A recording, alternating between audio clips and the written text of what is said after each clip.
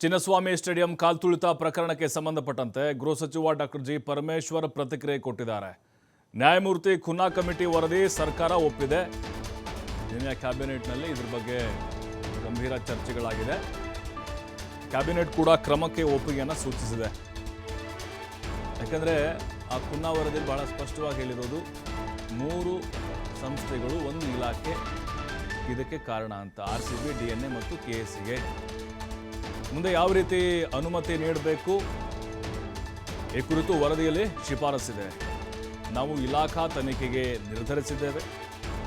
ವರದಿಯಲ್ಲಿ ಗೋವಿಂದರಾಜ್ ಹೆಸರು ಉಲ್ಲೇಖಿಸಿಲ್ಲ. ಇನ್ನು RCB, DNA ಮತ್ತು KSCA ಹೆಸರು ಉಲ್ಲೇಖ ಇದೆ. ಸಚಿವ ಪರಮೇಶ್ವರ್ ಈ ರೀತಿಯಾಗಿ ಪ್ರತಿಕ್ರಿಯೆಯನ್ನು ಕೊಟ್ಟಿದ್ದಾರೆ. ಸರ್ಕಾರ ಮೊದಲನೇದಾಗಿ ಒಪ್ಕೊಂಡಿದೆ. It is accepted the report. ಅದರಲ್ಲಿ ಏನೆಲ್ಲ ರೆಕಮೆಂಡೇಶನ್ಸ್ ಮಾಡಿದ್ದಾರೆ ಅದರ ಬಗ್ಗೆ ನಾವು ಒಂದೊಂದನ್ನೇ ಅನುಷ್ಠಾನ ಮಾಡೋದಕ್ಕೆ ಪ್ರಯತ್ನ ಮಾಡ್ತೀವಿ. ಈಗಾಗಲೇ RCB ಅವ್ರದ್ದು, ಆಮೇಲೆ DNA ಅವ್ರದ್ದು, ಅವರ ಕೇಸ್ಗಳೇನೋ ಹೈಕೋರ್ಟಲ್ಲೆಲ್ಲ ಇದೆ, ಅದು ಹಾಗೆ ಮುಂದುವರಿಯುತ್ತೆ. ಆಮೇಲೆ ಅಧಿಕಾರಿಗಳ ಮೇಲೆ ಈಗಾಗಲೇ ಅವರನ್ನ ಸಸ್ಪೆಂಡ್ ಮಾಡಿ ಒಂದು ಹಂತದ ಶಿಕ್ಷೆಗೆ ಒಳಪಡಿಸಿತ್ತು.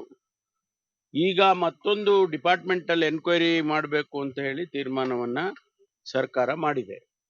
ಮುಂದೆ ಅವ್ರದ್ದು ಕೆಲವು ರೆಕಮೆಂಡೇಶನ್ಸ್ಗಳಿದ್ದಾವೆ. ಅಂದ್ರೆ ಇನ್ಮೇಲೆ ಮುಂದೆ ಈ ರೀತಿ ಮ್ಯಾಚ್ಗಳಿಗೆ ಪರ್ಮಿಷನ್ ಕೊಡುವಾಗ ಏನ್ ಕಂಡೀಷನ್ಸ್ ಇರಬೇಕು, ಕ್ರೌಡ್ ಮ್ಯಾನೇಜ್ಮೆಂಟಿಗೆ ಯಾವ ರೀತಿ ನಿಯಮಗಳು ಮಾಡಬೇಕು, ಈ ತರದ್ದೆಲ್ಲ ಕೆಲವು ರೆಕಮೆಂಡೇಶನ್ಸ್ ಇದೆ. ಅದನ್ನೆಲ್ಲ ಸರ್ಕಾರ ಪರಿಗಣಿಸುತ್ತೆ. ವರದಿಯಲ್ಲೇನು ಉಲ್ಲೇಖ ಇಲ್ಲ. ವರದಿಯಲ್ಲಿ ಬರೀ ನಮ್ಮ ಈ DNA, RCB, KSCA, ಆಮೇಲೆ ಅಧಿಕಾರಿಗಳು, ಪೊಲೀಸ್ ಅಧಿಕಾರಿಗಳು, ಅಷ್ಟು ಜನರದ್ದು ಮಾತ್ರ ಇದೆ. ಜಸ್ಟಿಸ್ ಖುನ್ನಾ ಅವರ ವರದಿಯನ್ನ ಸರ್ಕಾರ ಮೊದಲನೇದಾಗಿ ಒಪ್ಕೊಂಡಿದೆ. It is accepted the report. ಅದರಲ್ಲಿ ಏನೆಲ್ಲ ರೆಕಮೆಂಡೇಶನ್ಸ್ ಮಾಡಿದ್ದಾರೆ ಅದರ ಬಗ್ಗೆ ನಾವು ಒಂದೊಂದನ್ನೇ ಅನುಷ್ಠಾನ ಮಾಡೋದಕ್ಕೆ ಪ್ರಯತ್ನ ಮಾಡ್ತೀವಿ. ಈಗಾಗಲೇ RCB ಅವ್ರದ್ದು, ಆಮೇಲೆ DNA ಅವ್ರದ್ದು, ಅವರ ಕೇಸ್ಗಳೇನೋ ಹೈಕೋರ್ಟಲ್ಲೆಲ್ಲ ಇದೆ, ಅದು ಹಾಗೆ ಮುಂದುವರಿಯುತ್ತೆ.